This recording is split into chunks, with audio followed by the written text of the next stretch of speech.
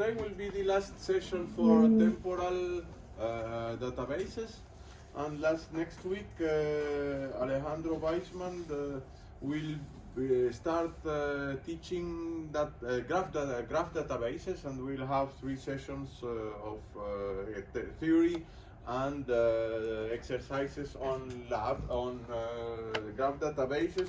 I don't know whether we will be doing that on the lab, but since maybe you can already install Neo4j into your own databases, sometimes it's easier to, and even for you, you may prefer to have your Neo4j installed into your system, so you can do. We will provide the exercise, the lab sessions.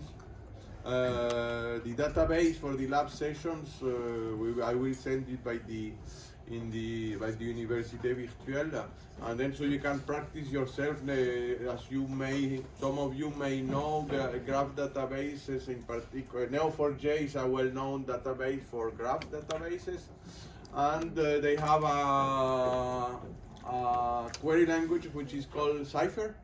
And then Cypher, it's a nice language. We can do many interesting things, but as any programming language, you need to do practice, and then doing practice on your own PC may be more convenient for you. So we will decide whether even if we are on the why didn't we do that, for example, for the data warehouse exercise lab yesterday, because installing all the stack of SQL Server, analysis service, integration service, Visual Studio, it takes a lot of time, and then there are many chapter configurations to do it yourself. You can do it, but you need to invest a lot of time for that.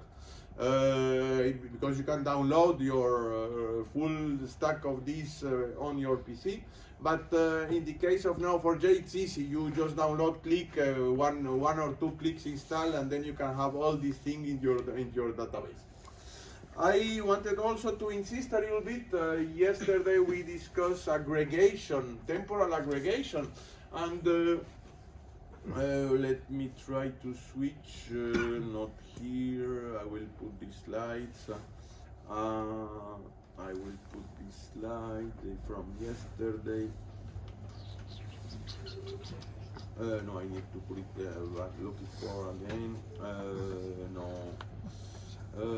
Backup. No. Sorry for that.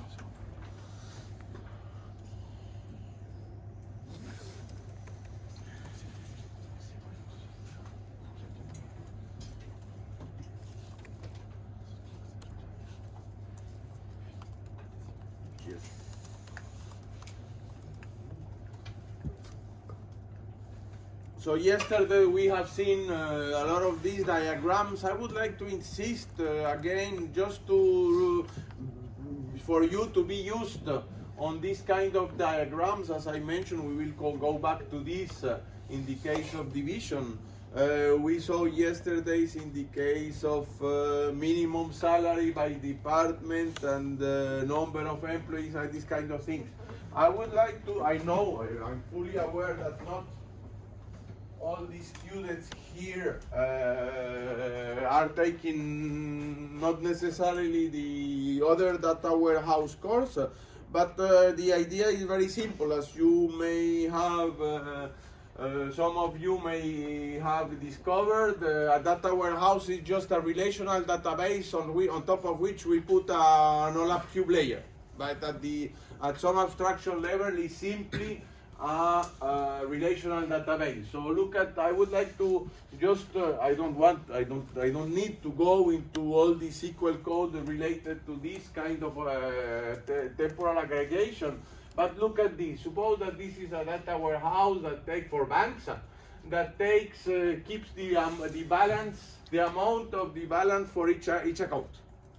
And of course, this is in technical terms a state fact, since we have a from date and to date. So this measure is valid from one date to another date.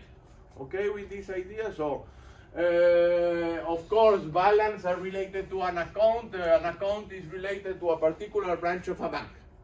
So nothing fancy here, but as you can imagine, in data warehousing, aggregation is a much more important feature than in traditional operational databases.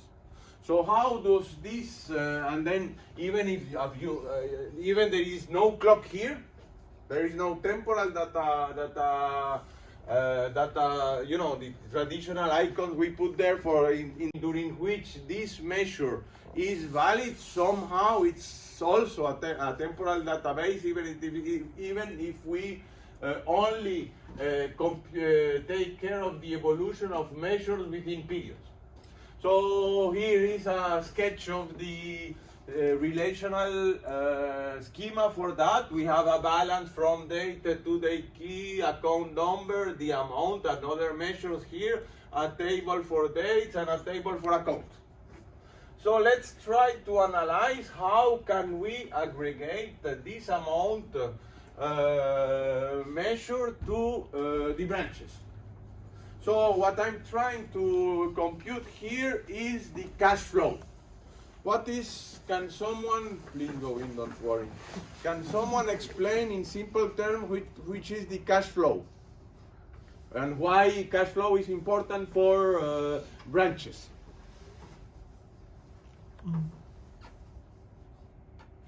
Because every bank branch might have a different amount of liquid cash in it, but if you look at the total bank assets, you might get an illusion that we have so much cash, but it is concentrated in single branch from where people are depositing money. So the idea of cash flow is how many money do you have on your cash. If some client needs 1,000 euros or 10,000 euros, they go and then you remove that money from the cash flow in the bank. And of course, all branches needs to be able to have enough cash flow to be able to allow any client to get some money. Okay, so here we are, as you can imagine, we are computing the cash flow for each branch. Suppose that we know that this account A1 belongs to branch 1, the same for B2, and account 3 belongs to another branch. And we need to have the the evolution of the cash of the amount measured by month and by branch. So first I need to split the timeline. So these things, I need to add these specific time points for because this is the question asked by the user. I need the evolution of the cash flow by month and by branch. Okay, with this business requirement, you understand this idea? So let's analyze possible values. This client, I'm not taking even date, but you get the idea. These 2 dates happen within month 1, these 2 dates happen within month 2, this date happen within month 3. So suppose that this account have 5 during this period, 8 during this period spanning between 2 different months, 4 there, 10 between periods in different months, etc. You get the idea. So we have different values of the amount balance for each of these accounts, and of course this is independent of the month. How do we aggregate this? First, of course, we need to split the timeline by branch and by each branch. An important feature of this measure is the fact that is what is called atelic, mean that if the amount was valid during this period, then we have the same amount for every day within this period. So this is an important. We'll see the next example, same example with another application. There are other kinds of measures. So in this case, this measure is easy to aggregate because of this atelic property. Then let's see how can we do. We need to put 5 plus 3, that's 8. Here we split 8 plus 3, 11 for the two. These two are aggregated into the single branch. Then we need to add explicitly here a splitting of the timeline to say this A2 will be for this month and the other A2 will be for the other month. Get the idea? You are following? Then again 4 plus 2, 6, 4 plus 5, 9, 10 plus 5, 15. We need to add this additional splitting of the timeline, so you get the idea. So in this case, I can show you just flash the. So as you can imagine, this is a temporal join. You remember yesterday we saw that this is a temporal join.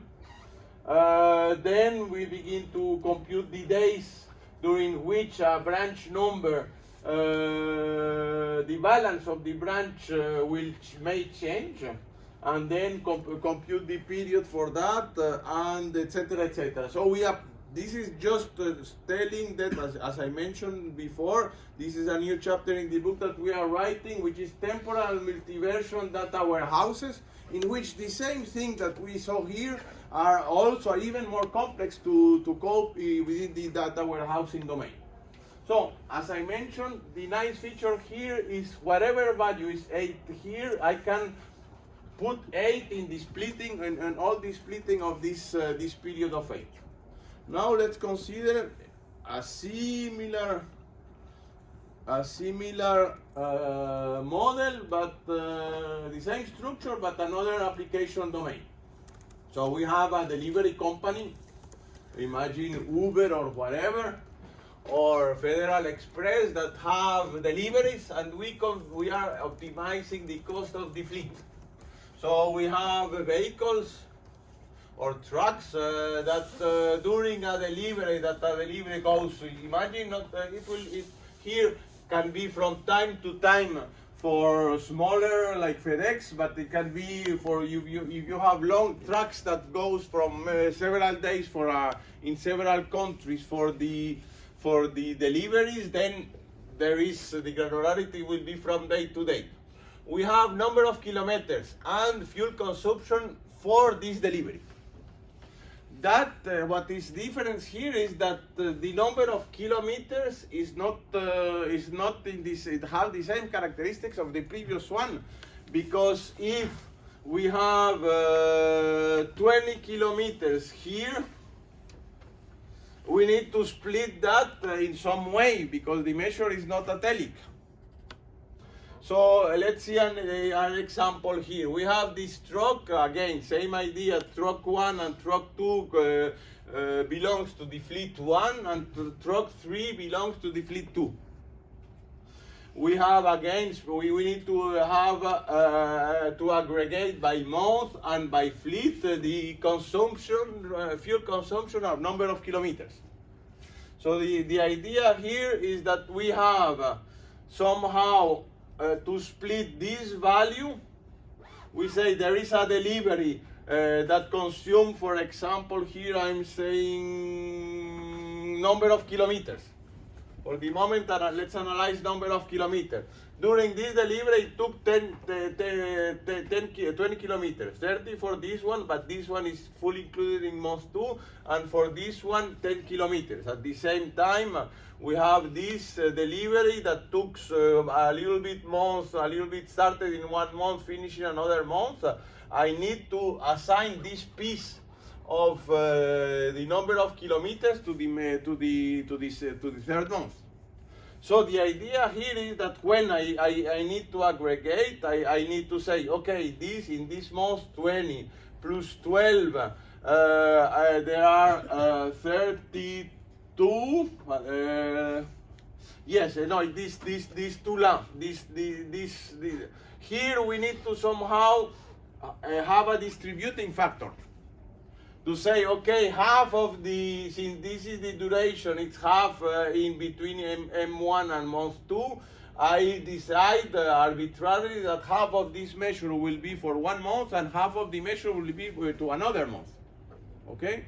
So then 12 plus 10 here will be 22, but then I need to take the 10 that I have here with the 30 that I can assign to this to this month, yes? I cannot see. Can you highlight? Ah, yes, sorry. You are right, but then. So we have here 20 that we need to split across the month timeline. The same here, 40 between these two lines. One possibility, since we don't have information, is to count the number of days here and assign the percentage of the value according to the number of days to the previous month and to the next month. Here I put it in half, here I put it in 1/3. In 1 month and 3/3 to the other, according to the duration.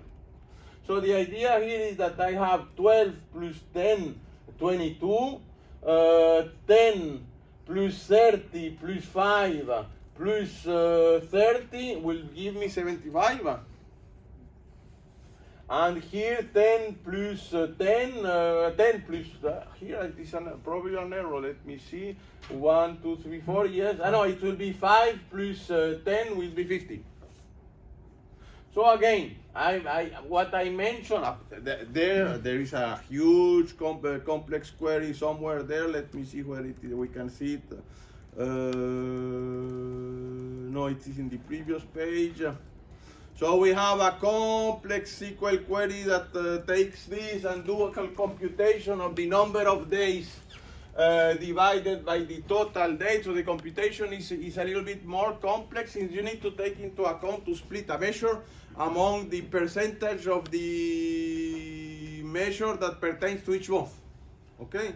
So the idea, again, what I wanted to insist here is whether you are doing that in SQL, in Python, or R, or your favorite programming languages, please be able to understand these kind of features in diagrams. When you understand these kind of features in diagrams, the rest is easy to just encode. Okay, for this, is there any question in this respect? Excuse me, so for the graph, like sum of the number of kilometers per fleet, right? That is only the value at the end of this month, right? The total amount, so here we are not even, there is no temporality here. Oh. But again, I need to somehow be able to understand the duration. The periods are here from date to date. So I need to give me how many kilometers were traveled by each fleet This month. in this month. Oh, okay. Sure. Okay. So now, this is just an illustration of some more complex things about the temporal aggregation that are needed in the data warehouses. So now let's go back to sequential division. I noticed yesterday that you had problems to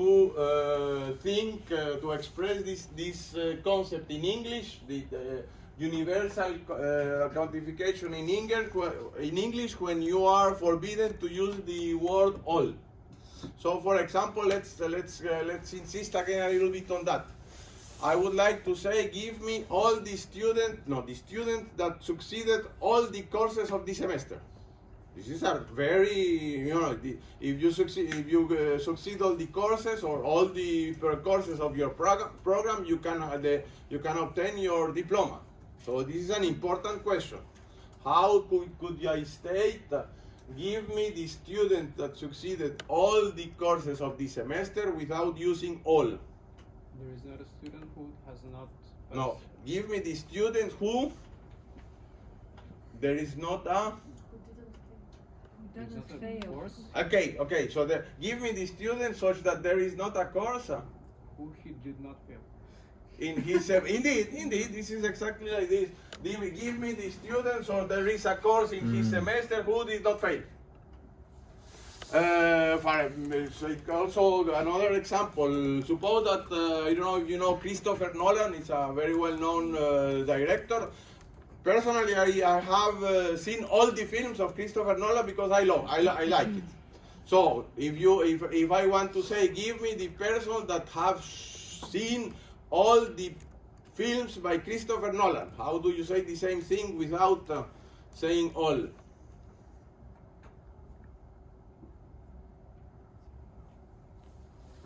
is not a film of Christopher Nolan, then he has not watched. Perfect. So this is the kind of reflection that we need to do. But now, as I mentioned yesterday, any of these three tables can be temporal, or 2 out of 3, or 1 out of 3. We will see a few cases here. So again, you have here only one temporal table, which is works on.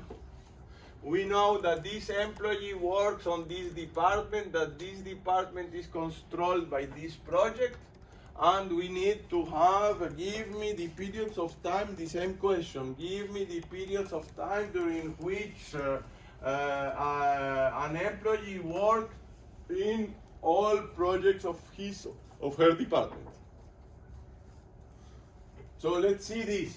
We know that the employee works in this department, and this department controls these 2 periods.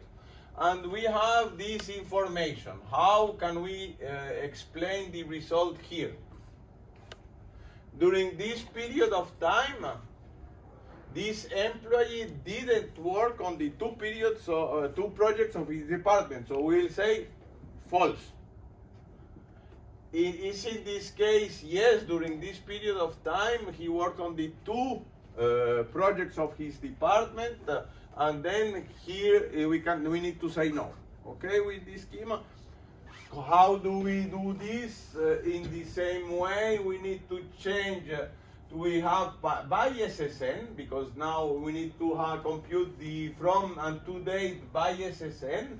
To see yes during this period for this employee, not within this period for this employee. So we get the from a date for every possible change of an assignment of an employee with a project. So this is these 2.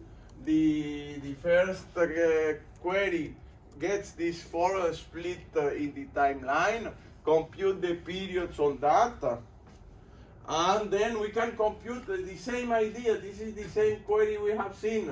Give me, forget the periods for the moment, give me the employees or the affiliations where there is not a project of this department and which does not work on. The same idea, but now we need to add this line for stating that, when we compute this period, each of these project periods that are here are those splitting of the timeline. So we need to take, for this period, is there any project on which this employee is not working on? No. Yeah, there is one, so the answer is no. Okay, so, yes? What does the second view do? Here I have this employee. I need to split the timeline for this employee. I need to split the timeline for this employee. The first view compute the 4 days, 1, 2, 3, 4 here. Okay, I understood that. The second one. The second one just takes the periods. One takes 1 period from day, another period for the same employee, takes two dates here. Mm-hmm, okay. Okay, you just construct the periods out of this. You take this and the next one and have 1 period. This and the next one have a second period. This and the next one have a third period. So, as you will see here, in the next cases, the process is the same. Split the timeline by employee, construct the periods, and apply the same, or almost an enhanced version of the same query by adding just the from date and to date. Okay for that? Now let's see a little bit more involved case. Now I need that you understand is this. The rest is encoding. I know that this employee works in this department. This department controls project 1 during this period, project 2 during this period. This employee works on period 1 and project 1, and this employee works on project 2. and then we need to determine how do we split the timeline. Without any question, how can we say about this configuration? We can say that an employee can work in projects which are, look at this employee is working on P1, started working on P1 before his department was controlling this project. So in this particular case, I'm saying simply an employee can work on a project assigned to a department which is not his or her own. You need to verify if you're in your application, this rule in your company, this rule is valid or not. But this is the most general case, okay? Out of that, let's see. Here, of course, we suppose that before this period of time, this department has no projects, okay? And then, if by definition a department has not any project, this employee, he works in, trivially will work in all projects of his department. Okay for that? Professor, Yes. could you please repeat what we're trying to answer here? Because I didn't understand. We are trying to answer, give me the periods of time during which an employee was working in all departments of its all projects of its department. And if the project is not from any department, then it's okay. Okay. So the idea is that here currently during this period there is no project attached to department 1, to the department D.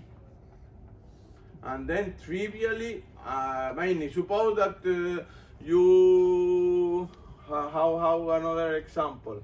The universal quantifier is by definition true when there are no.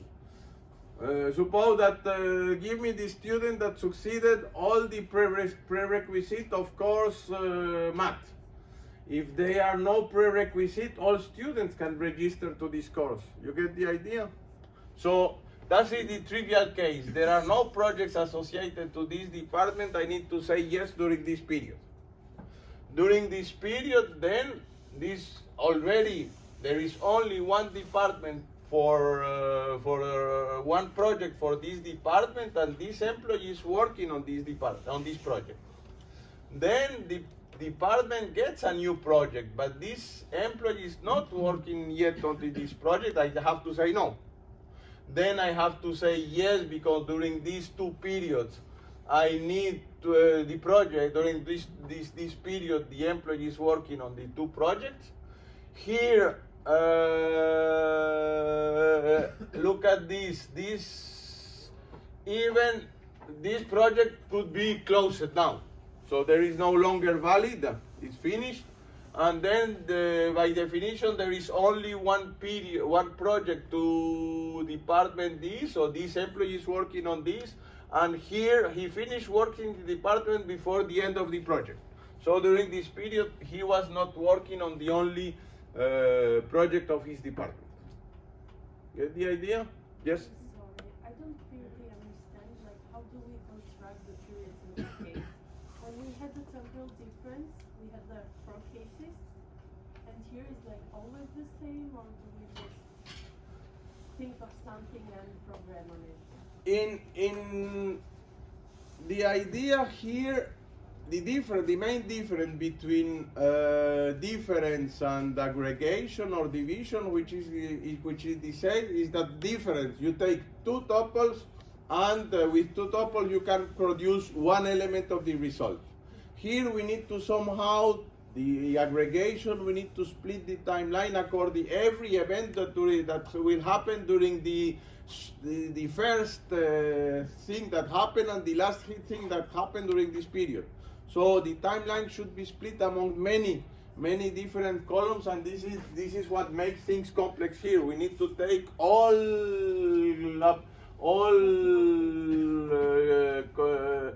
projects attached to department, all all projects attached to a department are all assignments of employee to projects.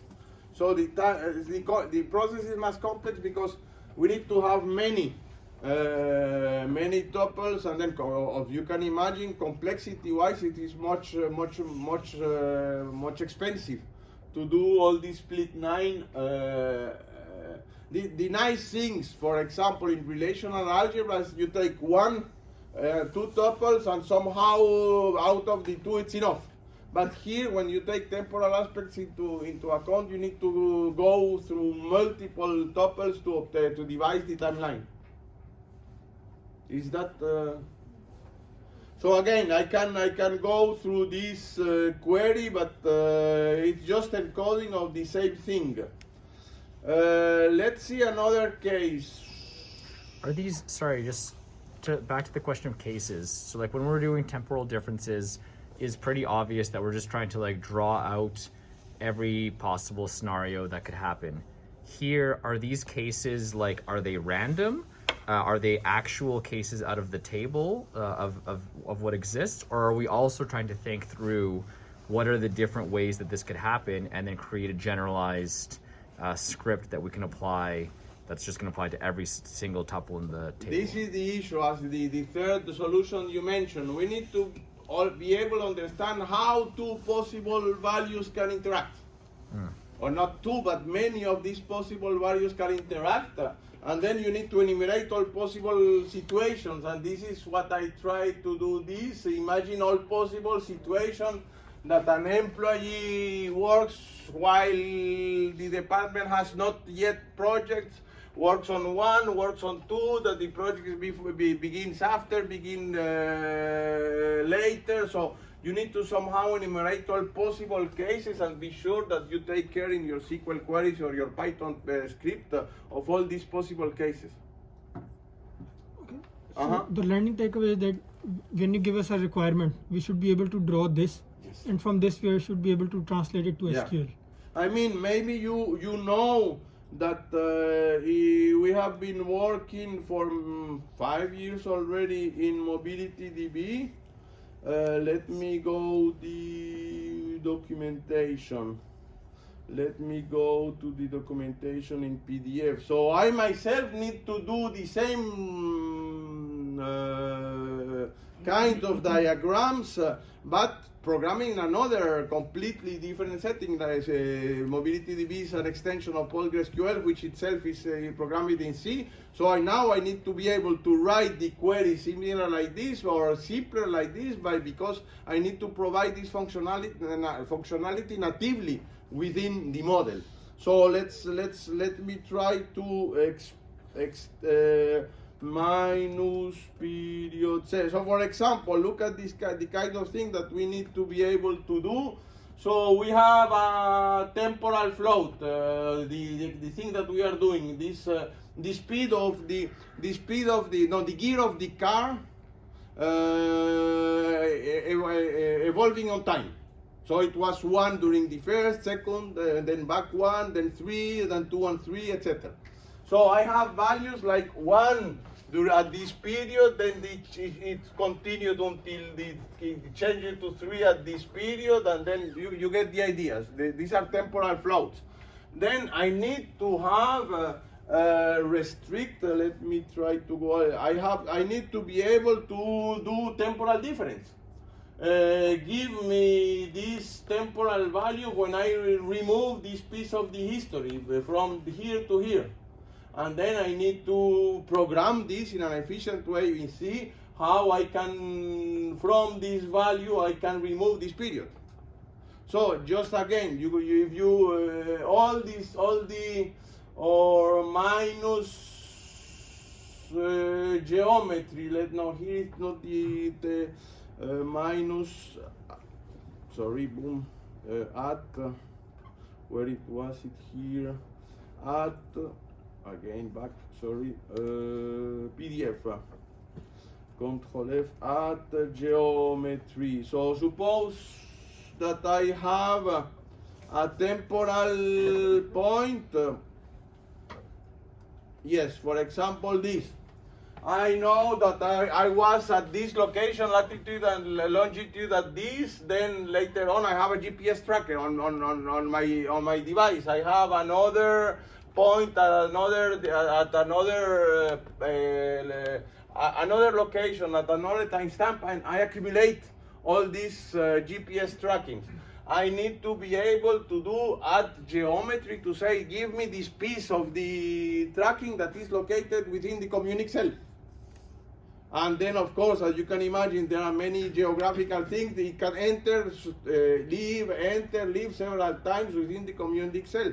So I need to do a spatial projection of this temporal value within a commune.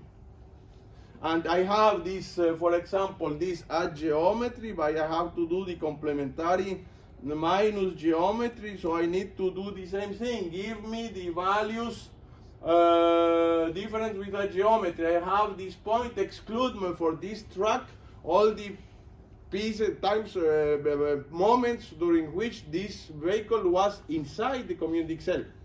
So again, just as an example to say, whatever your language it is, this is not important. I'm doing all this in C to be able to avoid the users write all this piece of code.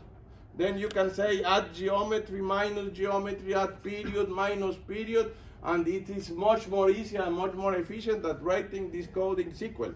Okay? But again, my reflection is simply reflecting what are the possible cases that I can have this and how do I program this efficiently. So the way you're doing this, though, it seems like you're accounting for all of your cases in a single diagram, and what's changing from case to case, that I'm seeing at least, is that you're adding in, it looks like a different assumption. Like for case 1, you're saying works on is temporal, and then for case 2, you're saying works on and controls are temporal. I need to pedagogically go from this simplest case to the more complex case. So I am adding complexity for pedagogical reasons. The general case will be all 3 tables will be temporal, but sometimes only 2 out of 3 will temporal. Sometimes only 1 is temporal. So only one temporal is the easiest case. Okay, so there's, I mean, because I'm just thinking again back to differences, we would work through for a single problem, you work through each case and then you can define your script. Here, when you call something a case, we don't actually work through each case. Each case is more just like, how is my the word case is being used differently. Yeah, indeed, here. you are fully right. Okay, so but scenarios, one of these, I would say scenarios in okay, different scenarios. And I'm able to represent all of my cases in a single diagram. Yeah. Okay, thank you. Let's see the next scenario. Or let's go directly to the more complex scenario. That will be the most complex scenario. The 3 tables are temporal, and again the reflection is here. This employee works on this department during this period. This department controlled these 2 projects during those periods. An employee worked on these projects during those periods. What will be the result that we want to obtain? How many projects Department D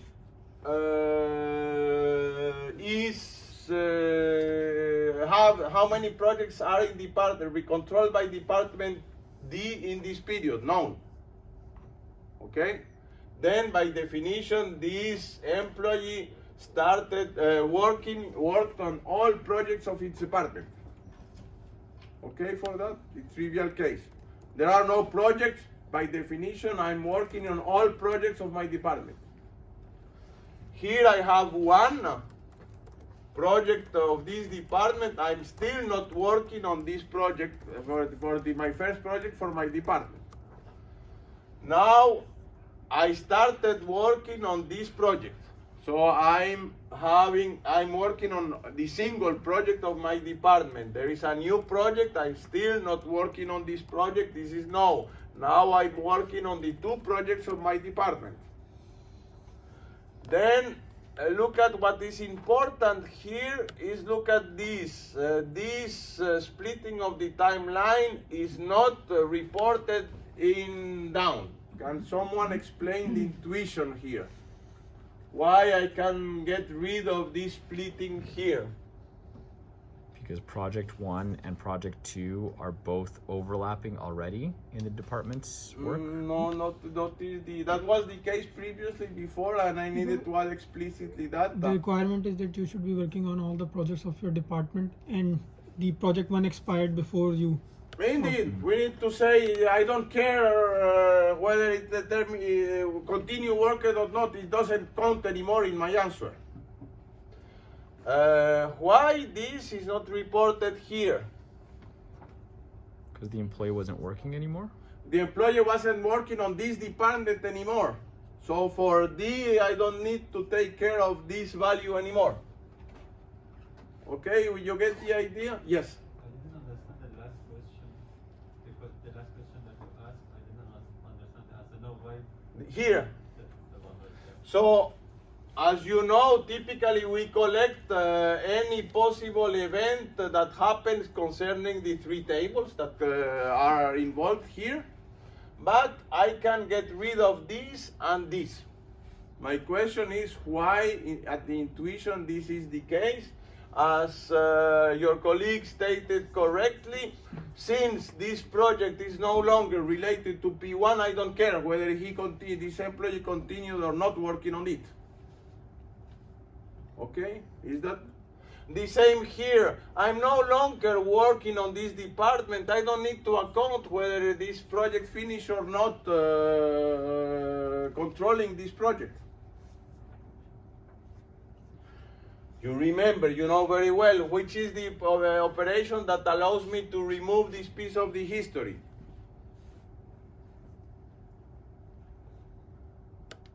Temporal joins, because here I need to go employee, project, and department, and then I know that this is no longer needed for this employee, this project, and this project and this department. So when you're actually drawing this this diagram has been presented to us, but I feel like if I were to sit down in my room and try to draw a diagram that represents all possible cases, like how do I know that I've covered everything? When I published that in an article, I missed one case. And the paper is published and referenced since 2000, and there is still a missing case in this paper. I did, at that time, I didn't discover that I was missing, and my programs were wrong by definition. So indeed, we need to, even in my code, in my mobility DB code, sometimes I didn't understand that there is a corner case I didn't consider, but this is the same thing in every programming task.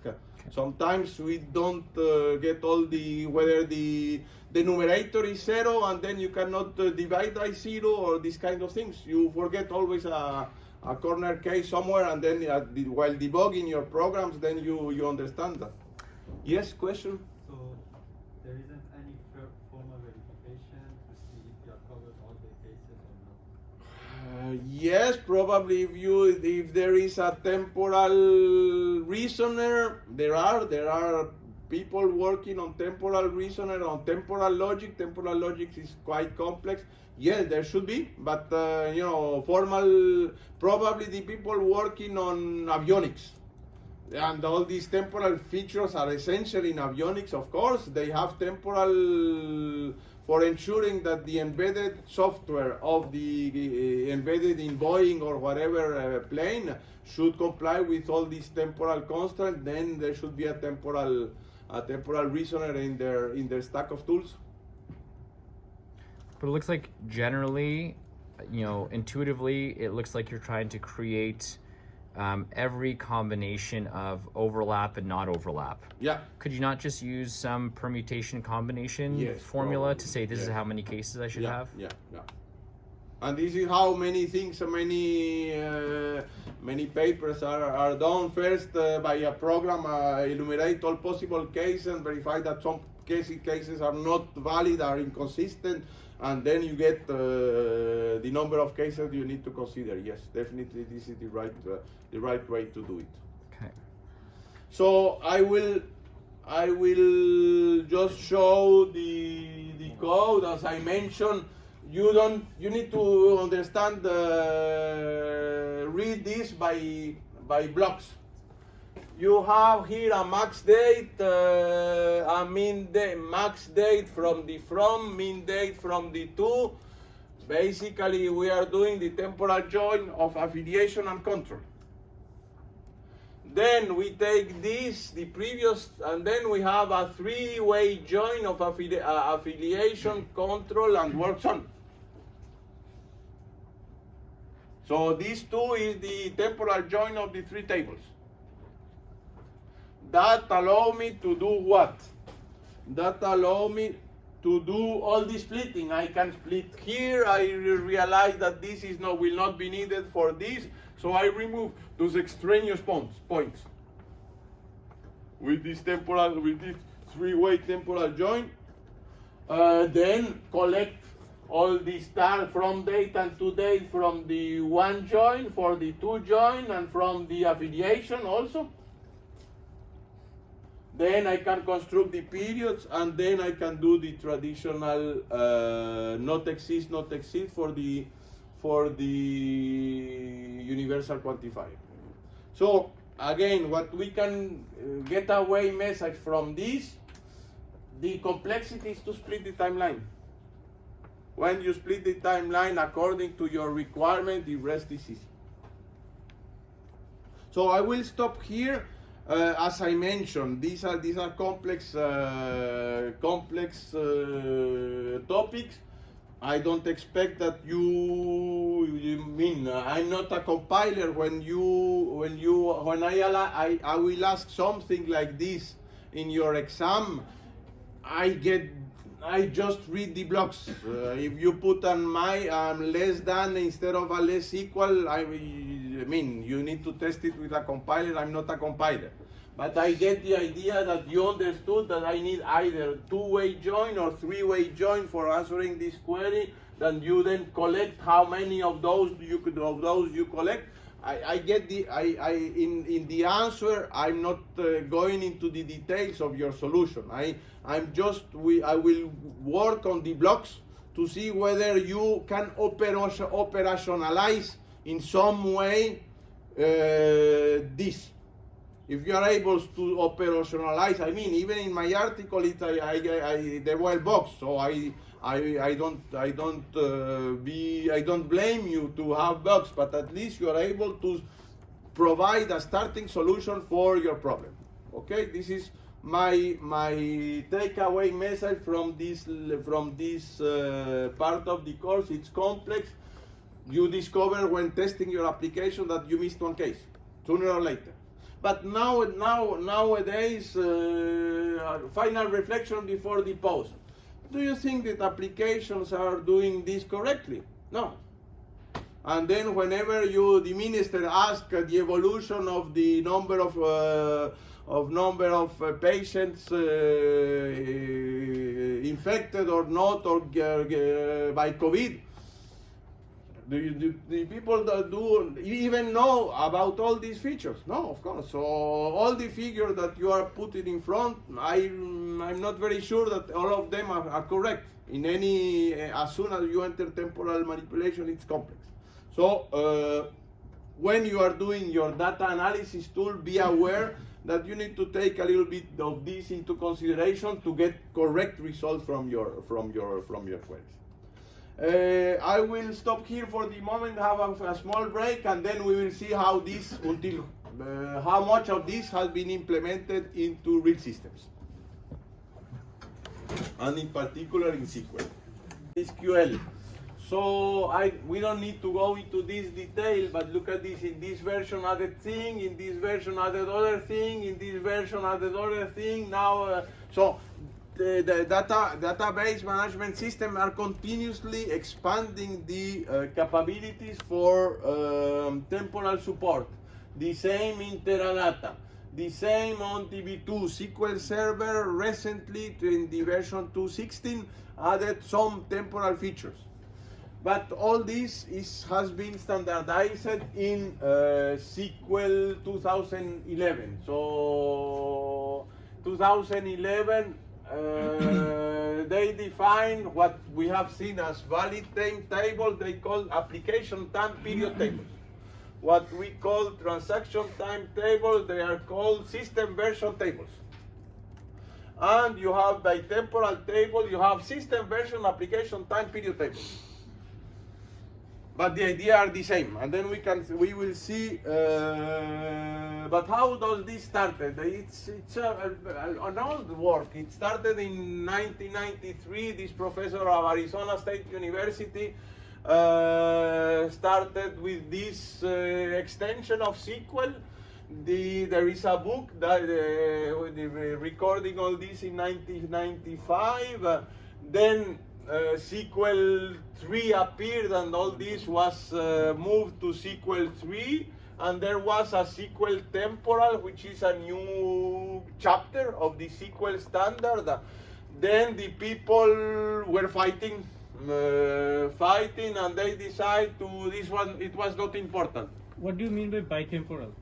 Bitemporal is that you have both valid time and transaction time. Let me see, 127, so I can come back. Control home. Bitemporal is what we have seen here. So at this level, you have transaction time. At this level, perpendicular to this plane is valid time. Suppose that I can go back here. Yes. Basically, people they were fighting the standardization committee, but later on, all the data warehouse domain came into importance. And somehow, since people they needed to develop data warehouse solutions, they need to implement temporal support in data warehouse solution, and then they put back the temporal solutions implemented for data warehouse back into the database. SQL standard is based on many chapters. At the last version, at that time it was 1,400 or 1,500 pages. So for at this level, what is important is the foundation, because when you add temporal features, you need to go into the core of the database management systems. But we have other things for XML, for Java, so we have object bindings, etc. So the SQL standard is very, very large. What is important here in our case is the part 2, which is the Sql Foundation. Is the part where the chapter that defines what is create, alter, drop tables, view, constant, trigger, etc., etc. Select, all the construct, all the insert, update, etc. So basically, what I'm saying here is that we need to go back to this very basic layer of the database management system to add the temporal features into the database. Typically, the SQL standard has mandatory features and optional features, and then Oracle and PostgreSQL needs to claim conformance, but this conformance is related to the mandatory features. For example, at that time there were 164 mandatory features and 200 optional features, but the temporal aspects added 34 new features, including these two system version and application time period tables. So let me try to give the directly examples. Create table employees, traditional table with employee name, this is the primary key, department ID. Look at this, the start date and end date, you need to nevertheless declare it yourself as always. But now you have to add this, period 4, and then you gave a name for this validity period. And you say it is the start and the end date. The primary key, look at this. You put not only employee name and from date, but you put employee name and the period. That is the key, and then without overlaps, meaning that you will not accept the same thing that we have been doing in triggers. Okay, and that's all. Foreign key again. The foreign key will also retain this feature of you cannot have two foreign keys at overlapping periods. So all these things that we have doing by hand with triggers are when your system, for example, DB2, I'm pretty sure they implemented all this. So in DB2, you don't need to add all these triggers to your databases because they are built-in enforced by built-in features for these application time period tables. Again, they use, and as we have seen, the closed open period for obvious implementation issues. And now how, as I mentioned yesterday, what has been implemented are the insert, delete, the create table, and all insert, delete, and updates. But all the querying, all the sequential queries, sequential joins, sequential sequential division, etc., sequential aggregation, you need to continue doing all the, even for the temporal tables. If the database knows the temporal tables, you need to write this code to do temporal aggregation. There is not yet, these kind of things are not yet implemented. So what are they implemented are the easiest part, which are the insert, delete, updates. Let's see, analyze the semantics. So basically, here you are talking about valid time, and then of course the valid time should be given by the user, cannot be guessed by the system. So you say John was working on this department from this date to this date. So these are here, the same for tracing. And again, closed open period. Then, if, for example, given this constraint, employee period without overlaps, this insert will succeed, but this not. Look at this. This example, we say that John 1915. So if we want to extend. Look at this, we want to extend from this date later on, so we can extend this date. So the idea here that we can, it's a good question whether the system will add a new tuple or extend this one. I don't know, probably it should extend this one instead of having a new tuple, because it's the same for John and for 13, you are just extending this. For John, you can add later on a new, another affiliation. But why this will fail? Because we are saying John is working on this department and you have an overlapping between this period and this period. Okay for that? Sir? Yes. How does the system check if there is an overlap? Just goes for the same values, John 13, and order by, and then verify whether it is an overlap with the, you remember the two. So like if it has that mechanism, why don't we have like an automatic join for temporal? It's more complex indeed. Probably one day we will have it, but for the moment there is not even standardized, and then standardization takes 20 years or 10 years at least. Every new feature, and as I mentioned, it's a matter of return of investment. Adding temporal feature does not sell more copies. Now there are people are all big database management systems are losing market share because of all these cloud databases. So all of them Microsoft. This is why you will will have those that following the course of Mahmoud.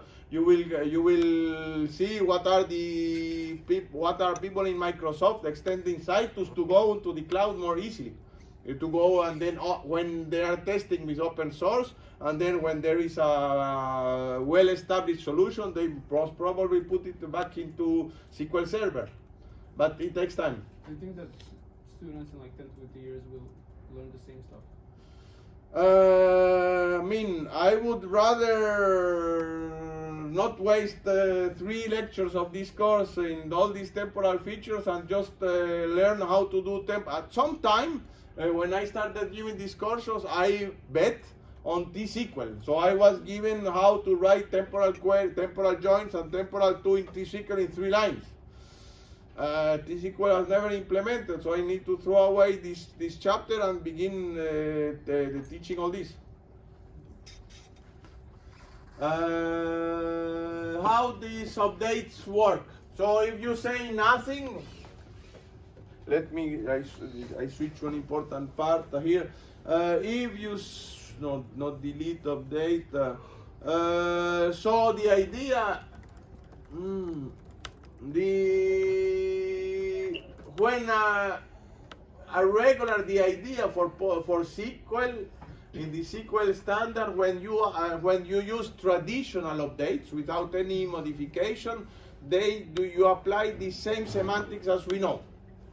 In order to add an update with temporal semantics, you need to provide additional syntax. So this is a way to comply down, how it is called, down compatibility with the previous applications. So when you add temporality, you don't need to modify all the applications. Backward compatibility, that was the word I was looking for. So this is a traditional update. It will work as a traditional update. We have this, even this is a valid time table. They say update employee set from this employee, this department. You modify this for this without any problem. So this is down the backward compatibility. Now let's add this additional thing that they have added. Update employees for portion of this valid time period from this time to this time. So we are saying, we are sure that during this period, this John was not working in G15, but in M12. So look at the processing for a simple update. We need to close this period, apply the new period, which is given here, and continue the previous for the remaining of the period. You get the idea? So now a simple update, there is an automatic row splitting, there is an update and 2 additional inserts. Delete is the same idea. If you say nothing, a regular delete will be regular semantics. Otherwise, you need to do delete for a particular period. So let's see this example. We have this. And then we say delete from this. We are sure that John was not working in our company during this period. So again, this delete will close this tuple, and then remove this piece of time, and then look at this, start again for the remaining period for J50. So all this is very nice. I mean, now it's much more easy to do yourself this in application programming, because again, answering your question, Adam, we need to enumerate all possible cases. And if in your application you forgot you need to continue the tuple, your update will not be correctly programmed.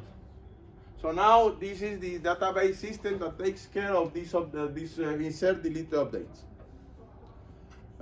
So again, a delete can have 1 delete and 2 inserts. And if you are saying here, what you are saying, I'm sure that John was never in the company, because this is a traditional update. You don't say for a piece of the history. Then you remove all tuple from John. Querying, you only can do the same simple things that time slice query that we have seen. Give me the departments in which John worked since this time to this time, and then it is just a single scan. But more fancy features, you have to program it yourself. Or you can, this is a time slice for a particular date, or a time slice for the current date. But you can count nevertheless some, but again, it's just sequential scan. You have the employee name and you filter all that start now and are later than some particular date. This is a sequential verification. Yes, no, this row satisfies this condition, and then you count. But we are not here taking the complex query that we have seen, doing temporal count or those sequenced count. Because here we are not asking the department, the time period in which this employee was working on which department, okay? Of course, the idea, if you do this by hand, you have complexity of code, poor performance, and then by delegating this to the database, you have significant simplification application code, performance improvement, and then, which is important to maintain, transparent to legacy applications. Same idea for system version table. I go directly for here. Look at this. You have also system start and system end. So 2 additional columns that you need to reserve into your table, into your schema. But these columns, of course, are always generated by the system. And this will be the start, and this will be the end. And then you need to explicitly say with system versioning. Again, the period close here, you say period for, and this you cannot rename it according to the standard. You have to say system time. And you have similar constraints like for the other was the case also. The period, as soon as you have a period here, there is a trigger that verifies that this should be bigger than that. This is an automatic trigger. Look, you remember the trigger that we wrote? Now it's automatically generated each time you put this close. Again, closed tuple model for periods. So now, of course, the user do not give that. The user only gives the traditional insert the updates and delete.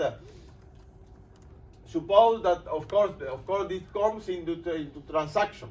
So you can have many tuples modified within the same transaction, and of course, all the tuples modified during the same transaction will have the same transaction time reported here. In the example here, I will not put to do not clutter the slides. Of course, there is a time part here at which hour, minutes, milliseconds, etc. So here we insert these 2, and then we suppose that we start here. This is the time that the transaction started, and then we put an end time, which is the maximum date of the system. Updates. As you remember, transaction time keeps all possible values, all the values that have been in the table.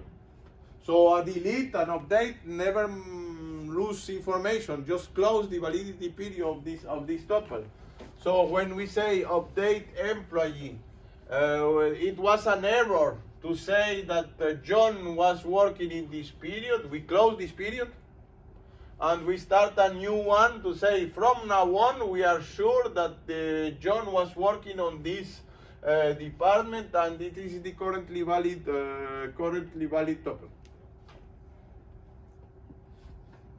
So we never lose information. That was the state of the information, the state of the database until we change it. This is transaction time. We need to keep all the backups of the database. We need to open the database at any point in time. And now you remember, Adam, you talked that you recall that you mentioned that transaction time is for audit reasons. So we need to be able to know what was the knowledge about the John's department at that time.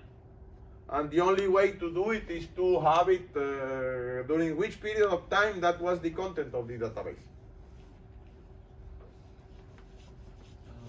Yeah. What happens if we entered the wrong information? For accountability reasons, you say it's a transaction time, you can correct it. But it's already marked that the previous value was wrong. But you kept the previous value also. Deleting rows, again, a row is never deleted. When you delete the row, we close instead of putting the largest value, we close, and then this row will not appear as the current content of the database.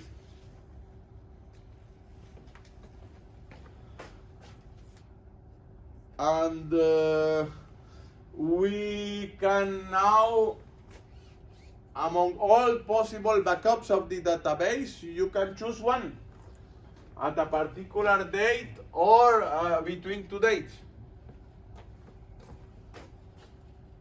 And so let's see an example. What was the department of John in the content of the database at this time? So basically, among all, you have two possible values. We are backtracking to this time into the database and say at this time we knew it's not was this one, but this was this. It's not the current value that we know. At that time, the database contained this department for John.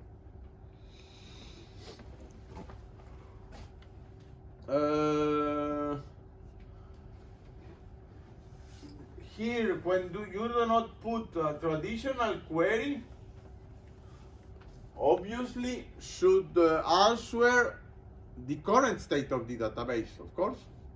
So in that case, we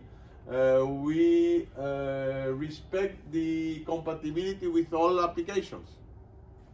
So when you say nothing is equivalent to say as of current timestamp. So in that case, we remove, or the database will throw away all the rows that do not have this value at this value here will be thrown away when you ask a traditional queries. You get the idea? It's conceptually it's very simple. When you are saying, give me the current state of the database, you just throw away all these values that are not closed, that are already closed, that all values. So it's not very complex, as you know, it's not very complex to implement, it's just a filter. Among all possible values, rows that existed into the database, you just keep those with system n equals to this marker.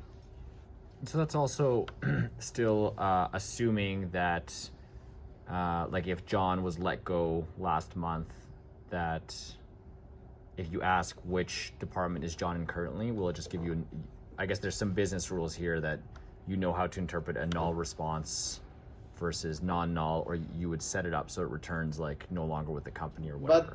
But what I would like to re-examine this question when you have both valid time and transaction time, because this is where it is transaction time, you are doing auditing. And so somehow there is no application thing. You're just asking what was the content of the database at that point in time. Sure. Taking the backup of a particular date. And then again, we can say for system time, so give me how many distinct departments John was working between this period and now.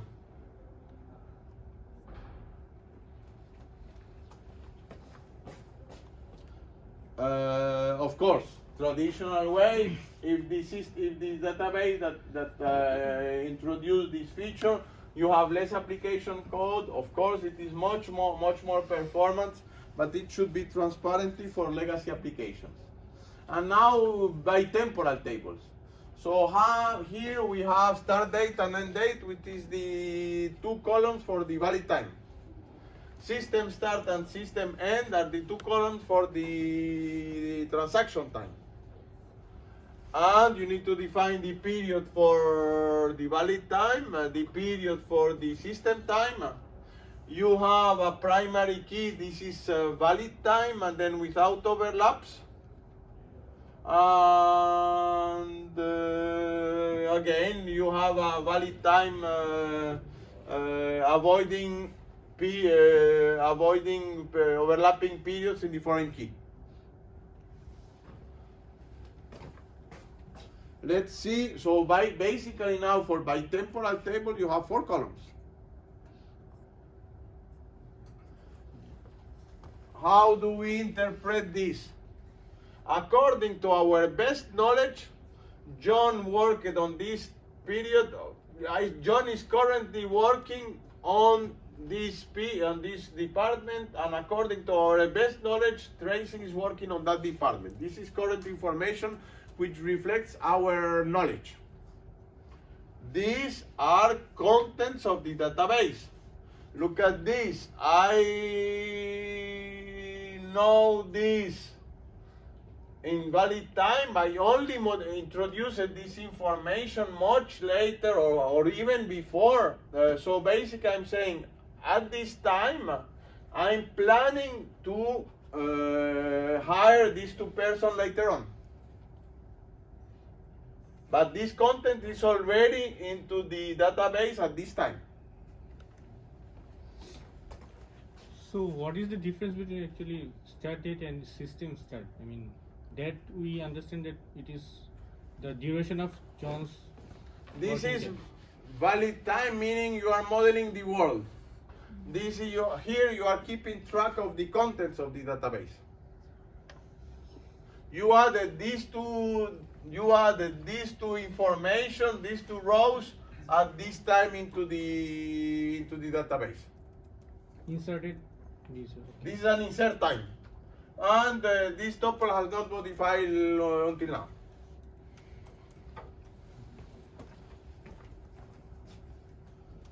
Update, same thing. Look at this. At this date, this was this error that you mentioned. At this time, it was discovered that John was assigned to the wrong department. Then we check. So this is a traditional update. So what we are doing here is during this period of time until we change it now, we thought that John was working on this department from here to here. But now we know, and this we introduce into the database this information that in fact it was J15. Yes? If there were 2, the middle row, if it was split into two rows, would it update both of them? Yeah. Because here you are not saying for a particular period. Yes. If we query like select employee, where employee name is John at this point in time, will it give us the J15 like the department ID or not? If you are saying a traditional select without, you are saying I'm targeting the current state of the database. Yes. Mm-hmm. So it will give you this, because this one is closed, it does not belong to the current state of the database. So it will not actually, the John has not started working yet. but it will show that. Yeah, because you are saying when is John planning to arrive to our company? Yes. Is there a way to force an updating on system start? For example, the first row. If 1 year later I want to change. This is by design disallow it, because otherwise all the people that are cheating into the database, you will cheat to avoid any potential scam that you have been working on. So by definition, the content of these two, system end start and system end, you cannot change by design for audit reasons. Question? No? Yeah. Yeah. Can you just go back a slide? One more. So just and just stop me if you went through this and I somehow missed it. Just on the syntax, did you go through the full syntax of everything here? Yeah. Let me very first of all go back to the only single one.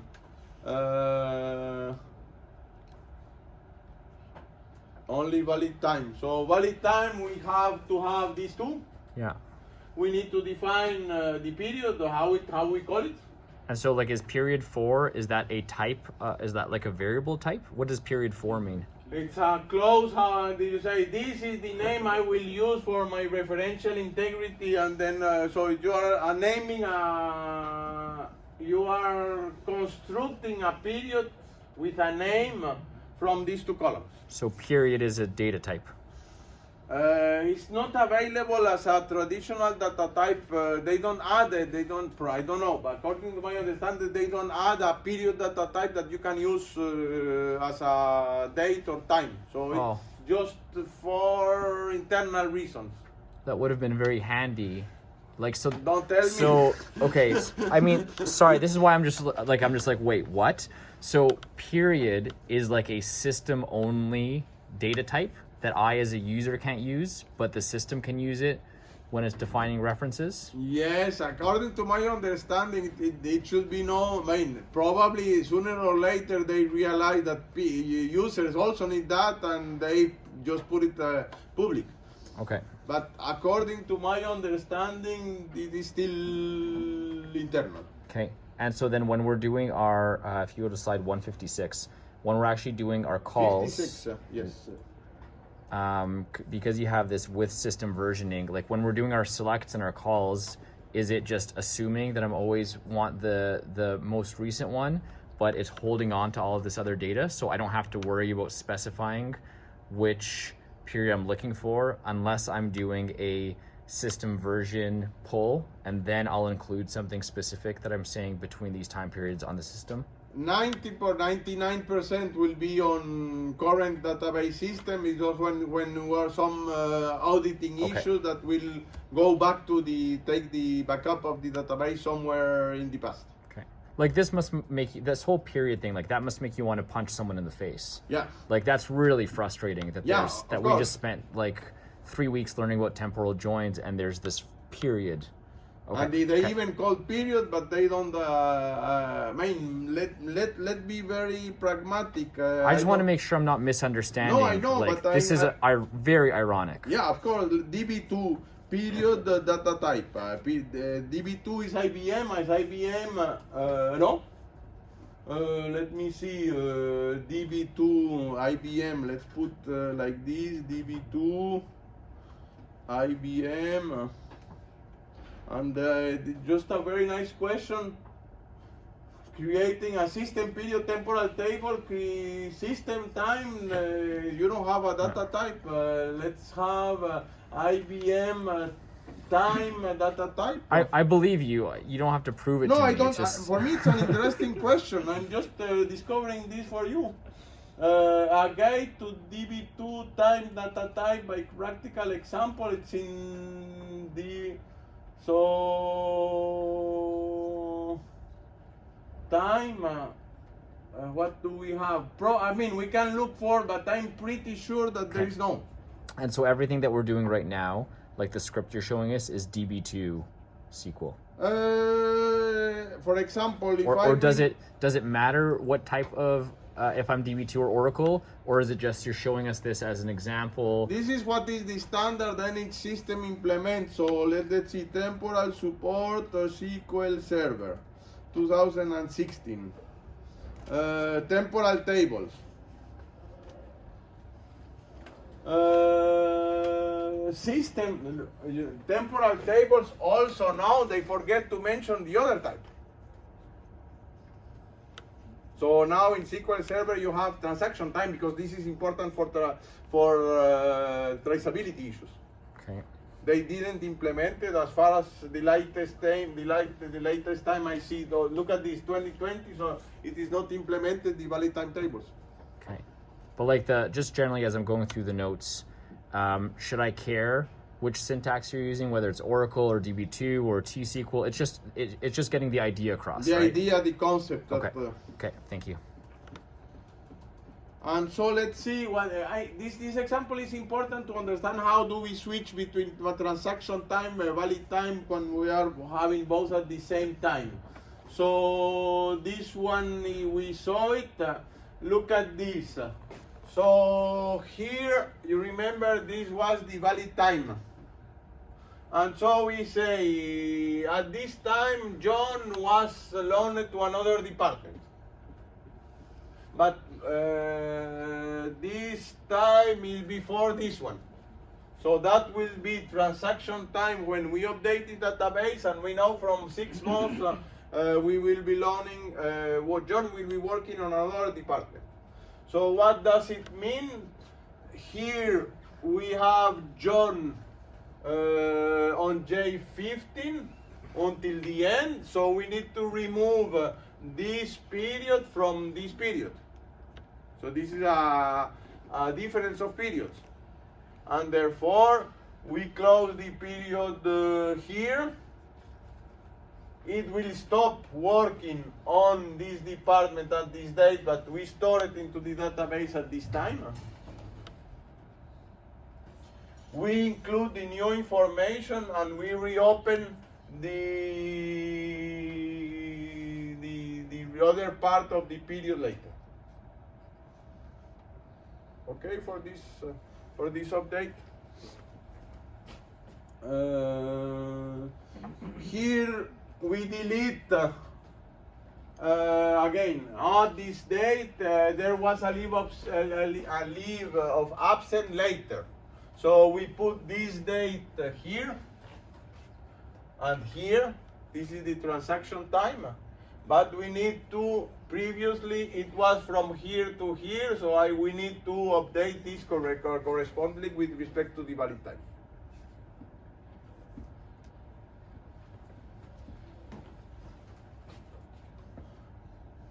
But I think, all this is very nice. I really think that this is very important because otherwise, I don't know how many applications that needs to do that by hand. Forget one possible case. At least now it is the database that's doing all these updates. And delete, of course, at this date he resigns. So we put this date here.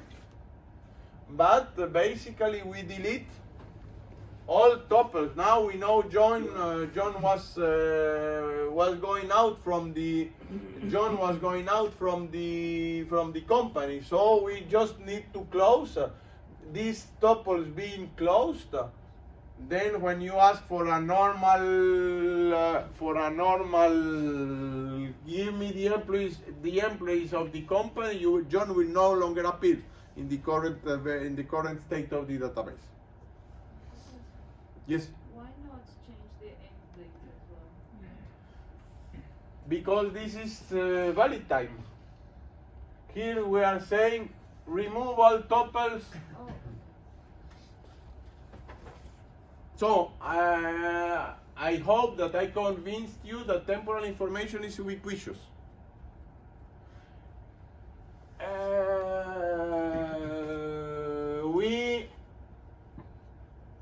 We need to take into account from the design of the application to the implementation. We started with a conceptual model with little clock that I was able to discuss with geographers.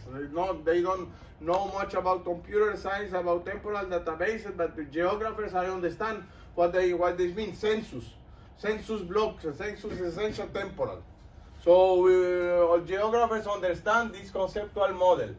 Then we need to we understood that this is difficult to cope in SQL or whatever your preferred language. This is why the native temporal capabilities are extended into the database. Currently, even if they are in the standard, SQL Server only implements half of that. Not valid time for the moment. The pressing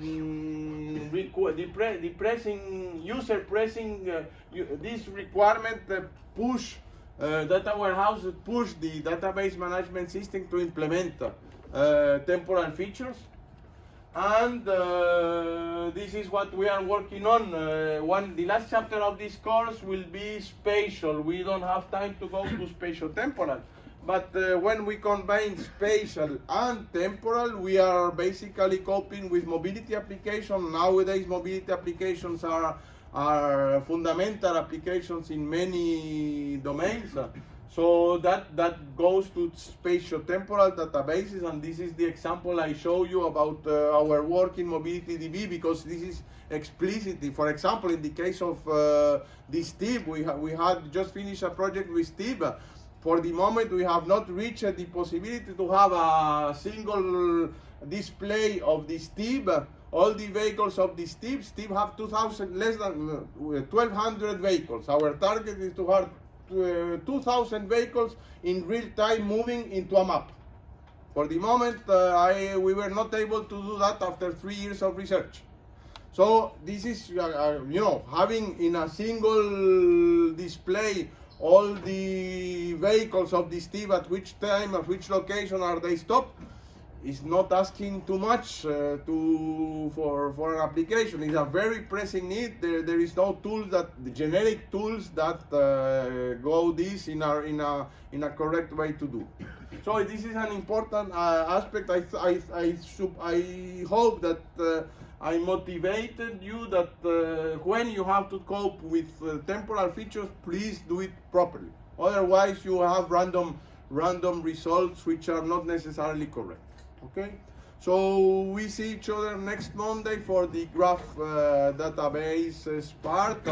If you want, you try to install already Neo4j. Neo4j, I don't know if you know how it is written. It's Neo4j. If you download, there is a open source version or a free version, and there is a paid one. The open source will be enough. There was actually two free versions. Sorry. There's the AuraDB or Sandbox. Sandbox should be something that you... It says AuraDB for developers, Sandbox for data scientists. This is new. Last November, when I was working on this chapter, never new terminology. Can you please share a link for this, like which you ever think is more